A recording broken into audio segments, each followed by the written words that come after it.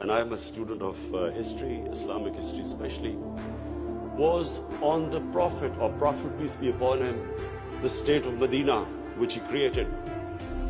Now, why do I say the State of Madina? Because the State of Madina laid the foundation of one of the greatest civilizations in the history of mankind.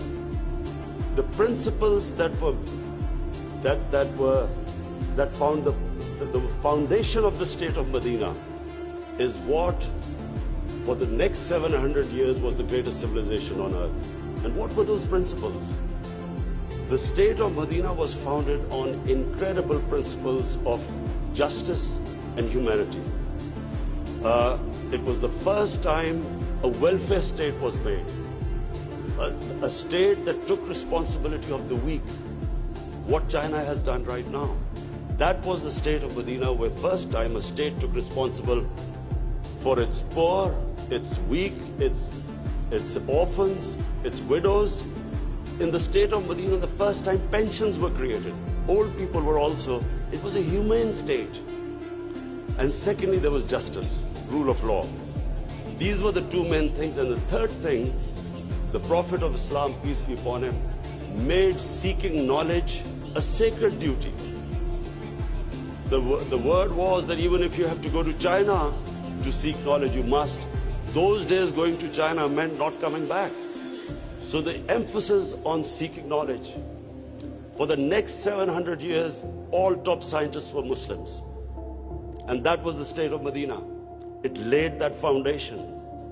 And then the way minorities, other religious people were treated. The Prophet signed famous, the Misaq-e-Medina. There's still a letter in St. Catherine's Church which was signed with the Christians, that your places of worship will be, till the end of time, they will be protected by Muslims. Secondly, that no forcible conversions would be in Islam. Thirdly, the Prophet's last sermon, it is a charter of human rights. It's about how human beings are equal. So it was a humane state created, rule of law, emphasis on education, that led to the growth of Muslim civilization.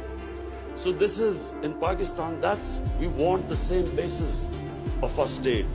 The rise of what I believe, the way our country will rise, it will go back to those principles. We must, number one, have rule of law, everyone equal before the law. State must be accountable. We must have a welfare state where the state must take responsibility of its poor people. Half our population is on the poverty line or just above, and about 25% are below the poverty line. The state must take responsibility. All